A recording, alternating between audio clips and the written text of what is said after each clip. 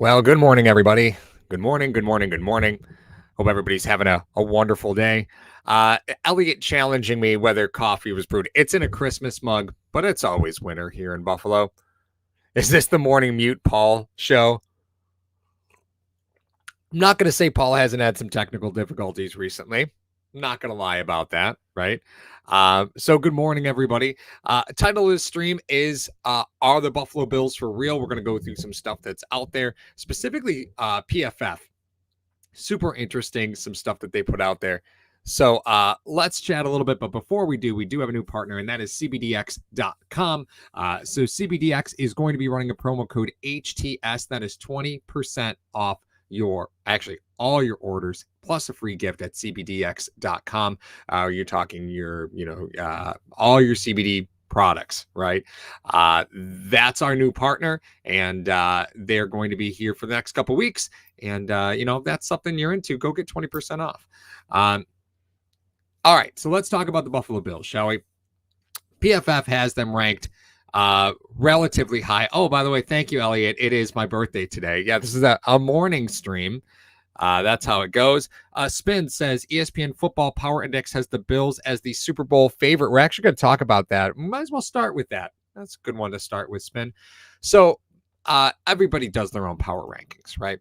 Well, PFF has the following. First off, they have the Bills as the 29th hardest strength of schedule. That's pretty sweet.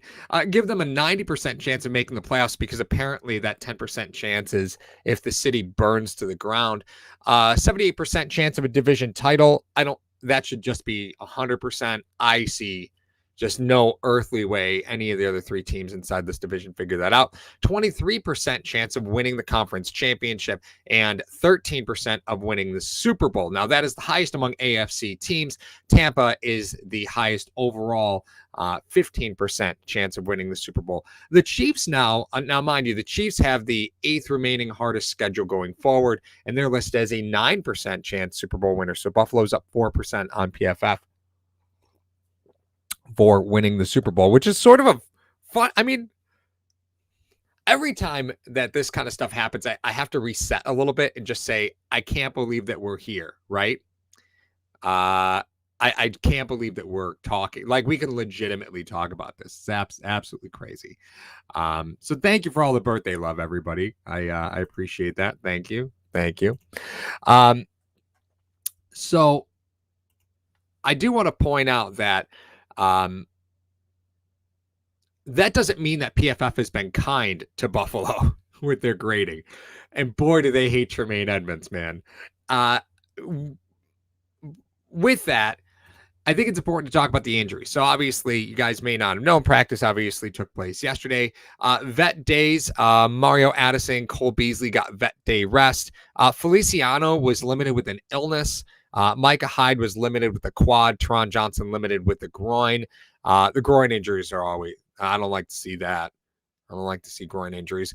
Quad injuries, I mean, it's football, so that could be just a contusion. That could be something that resolves in a couple days.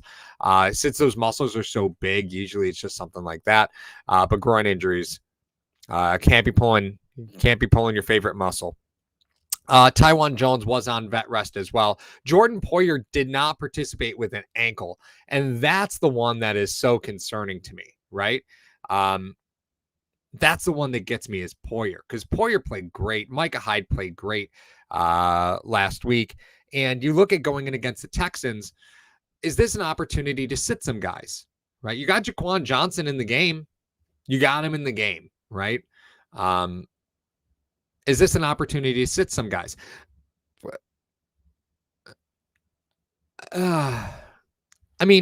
This is your typical trap game. I know Paul says it, right? Paul said the T word. This is a typical trap game. You're going against a team that really can't even get out of their own way. And then you have Kansas City right afterwards. So there are some guys who are really important to you. Jordan Poyer being like premium, right? Be Lightning, Dane Jackson to start. Levi's not on the injury report right now.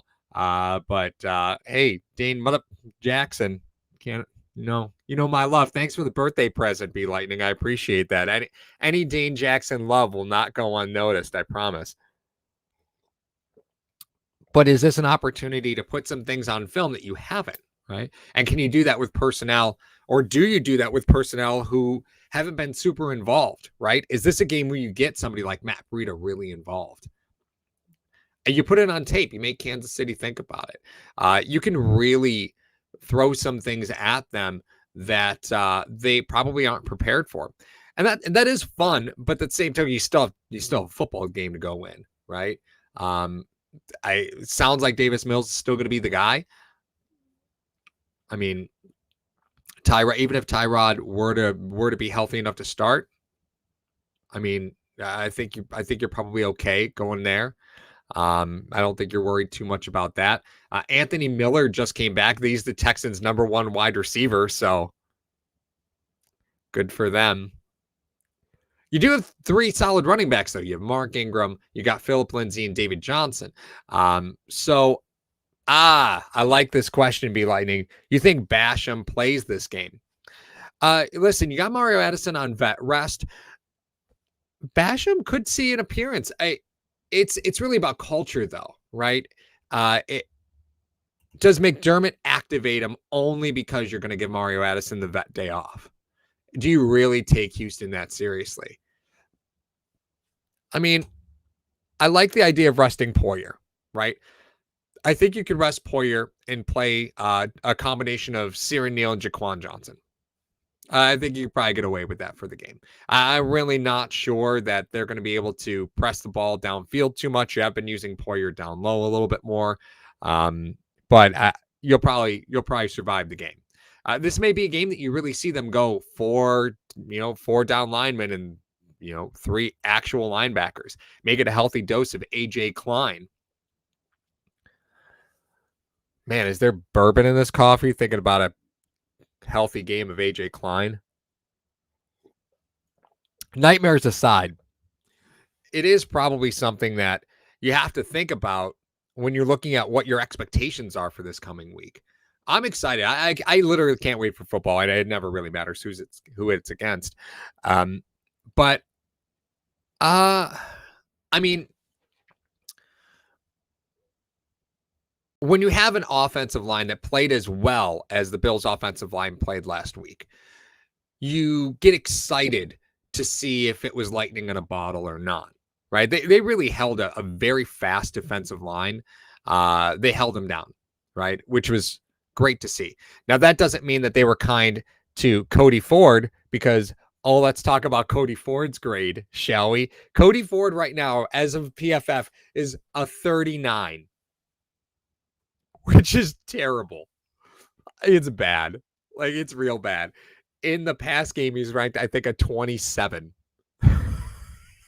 It's terrible. Just terrible. But Cody Ford has been the guy that you've typically run behind this season. So his run grade is obviously up. It's like a 40-something. But Cody Ford has been relatively strong in the run game.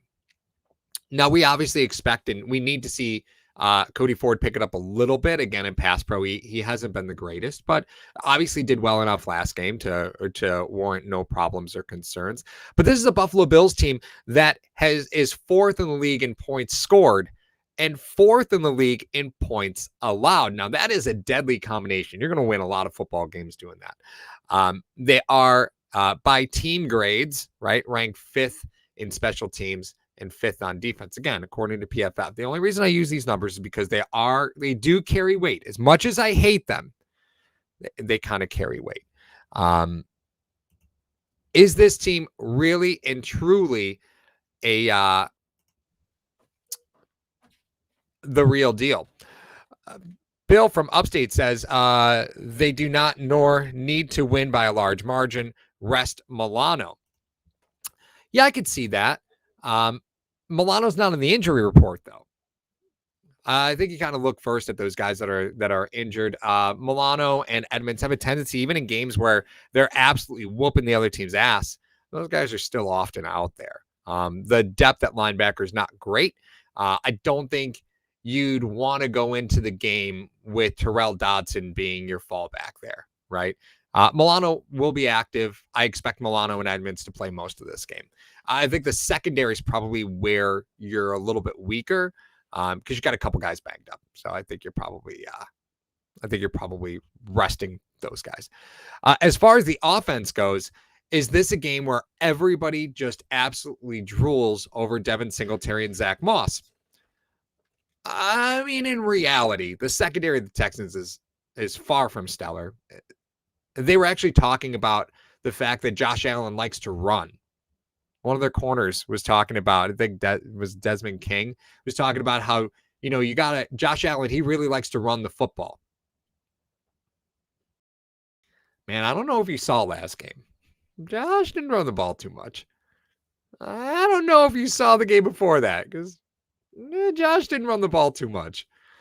And Josh is being more and more comfortable being a passer, and there's less and less and less designed QB runs, which is fine with me. That is fine by me. What do you think the odds are that Josh throws for 300? In the chat, go ahead and put your percentage. What do you think the odds are that Josh throws for 300 yards? Because I think this team's going to run for 150 yards on the ground on Sunday. I don't think Josh throws for 300. I think they put 150 on the ground. That's me, right? But again, I'm super high on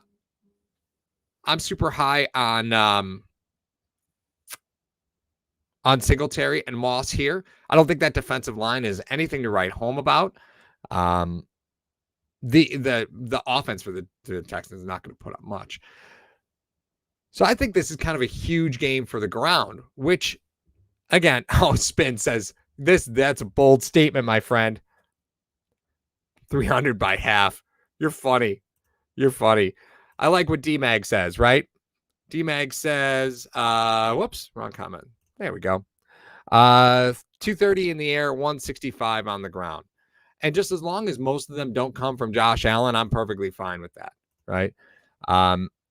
Allen, this must be Mario. Allen throws for 240 because he'll be pulled by the third quarter. Woo! I don't know. Mitch Trubisky seems like he's taking notes, right? Looks like he's taking notes. He almost outrushed Devin Singletary last week. Mitchy Biscuits turned the corner. He's like, I'm fast, boy. I'm fast.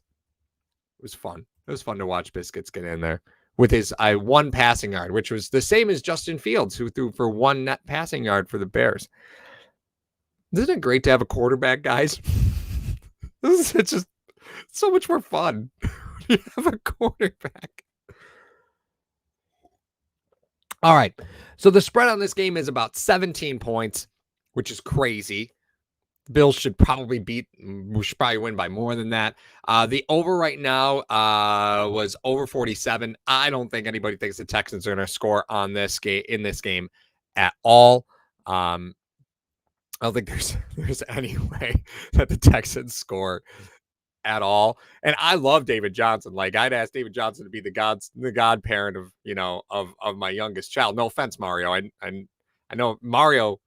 I asked Mario to be the godfather of my youngest. But I mean, David Johnson, if I knew him, would be like a super close second. So with that being said, this is a game that we could be excited for, but if the Bills only win by 15, 18, look at personnel, guys. Don't get too caught up. Don't get too upset. This is a great opportunity to rest some guys and a great opportunity to kind of, get the train going on the right tracks. All right, guys. Have a good one. Paul from #. Thanks for the cup of coffee this morning. I'll talk to you guys soon.